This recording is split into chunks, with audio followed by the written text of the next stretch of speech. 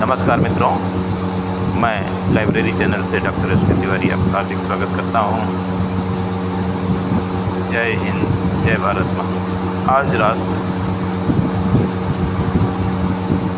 79 पूरे और 80वें स्वतंत्रता दिवस को हर्षोल्लास के साथ मना रहा है।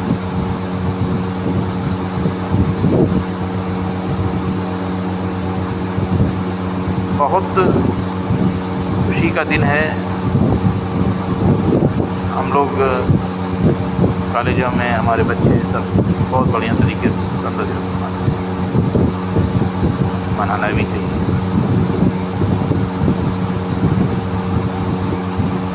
लेकिन आज शिक्षा के बहुआयामी विकास के बीच शिक्षा अपनी पटरी से उतर गई।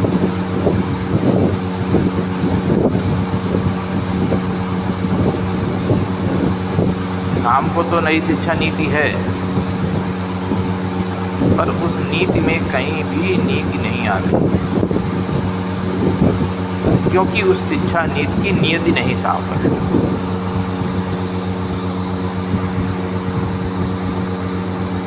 प्राथमिक विद्यालयों का हाल बद से बदतर है। थोड़ी बहुत व्यवस्था माध्यमिक की थी, वो भी चौपट हो गई। हायर एजुकेशन अब व्यवसाय के केंद्र बन रहे हैं।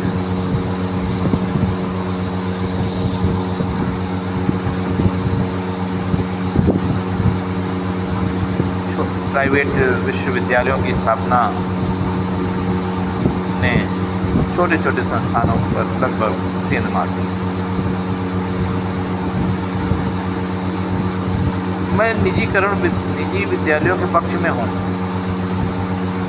परंतु उनके स्तर की जो स्थिति है वो बहुत ही दयनीय। आज हमारे देश में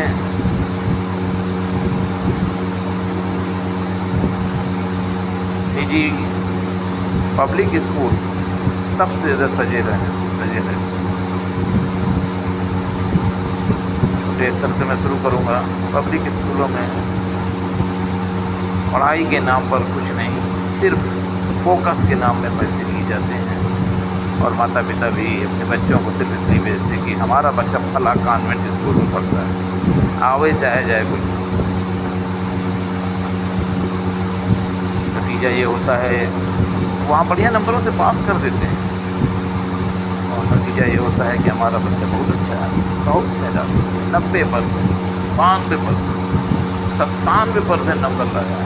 माता पिता भूले नहीं संभाल रहे हैं, और बच्चे को कुछ नहीं आता जाता। हकीकत तो ये है। तो अब वहाँ से पास हुआ तो माध्यमिक में गया। माध्यमिक में भी अगर प्राइवेट सेक्टर का वाईफाई विद्यालय है, हाई फाई नहीं रह गया, वाईफाई हो गया, तो वहाँ पर भी यही स्थिति है।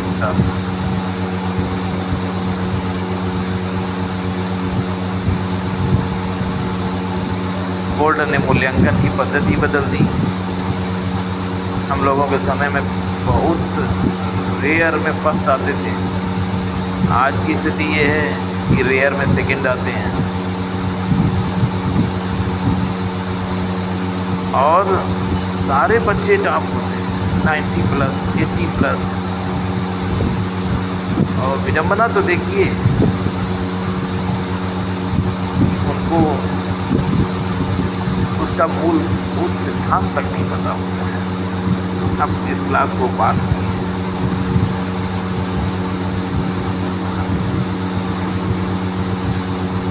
और मैं एक वाकया छोटे सी और बात बताऊँ। मैं एक जगह इंटरव्यू में बैठा था, एक बच्ची आई, उसकी 4 फर्स्ट क्लास थी। मुझे बुलाया गया था, मैं एक एक्सपर्ट के रूप में बैठा था। मैंने अभी पूछ लिया बच्चे से कि बेटा आपने ये डिग्री किस विषय से की है? विषय उसने बता दिया तुरंत। अब मैंने कहा 2-3 उपशीर्षक भी बता दो। उपशीर्षक नहीं बता पाई, यानी विषय के अंदर जो उसने पेपर दिए वो नहीं बता पाई। चलो भाई कोई बात नहीं। मैंने कहा कितना जो है परसेंटेज आया है, अगला वो भी नहीं बता पाया। बड़ा हमें कष्ट हुआ भाई। तो हमने कहा किस कॉलेज या विश्वविद्यालय से आपने उपाधि ग्रहण की है वो बता दीजिए। तो जब वो भी नहीं वो बता पाया तो हमें लगा कि ये मेधावी छात्र है, अत्यधिक मेधावी है। तो हमने आगे अपना एक्सपर्ट रूप त्याग कर आगे कमेटी को पास कर दिया कि अब आगे इसको आप समझो, हमारे बस का तो नहीं है। मेरे कहने का सिर्फ मतलब इतना है कि आज का जो स्तर है वो 90% गिर चुका है पढ़ाई का, और उसमें कुछ है नहीं सिवाय फूहड़ता के। न टीचर पढ़ाना चाह रहा है, न बच्चा पढ़ना चाह रहा है, बस पास होना चाह रहा है। तो ये स्थिति कितनी भयावह होगी एक समय जाकर, आप कल्पना कर लीजिए। जब किसी को कुछ आएगा नहीं, सरकारी संस्थान बंद हो जाएंगे, तो प्राइवेट संस्थानों में क्या होगा? वो तो क्वालिफाइड बंदे को लेगा, नहीं तो नहीं रखेगा। जब आएगा जाएगा, नहीं तो बेरोजगारी बढ़ेगी, और जब बेरोजगारी बढ़ेगी तो निश्चित रूप से क्रांति आएगी। आदमी पढ़ा लिखा बच्चा जो है वो निश्चित रूप से चोरी डकैती करेगा जाके, और यकीनन ऐसा स्थिति जब आएगी हमारे यहाँ पर, तो आप उस स्थिति से कतई निकाल ही नहीं पाओगे। किसी का भी बच्चा हो, कोई भी फैमिली हो, परेशान होगी। और जो हमारी ये शिक्षा नियति है, नीति नहीं है आज, उसमें नियत ही नहीं है कि कुछ भी हम उसमें कर सके नहीं। इस वजह से मेरा हल्का सा सुझाव है माता पिता को कि वो दूरस्थ स्थिति को देखते हुए अपने बच्चों का भविष्य तय करें। फोकस पे बिल्कुल न जाएं, क्योंकि फोकस ही सब कुछ नहीं है।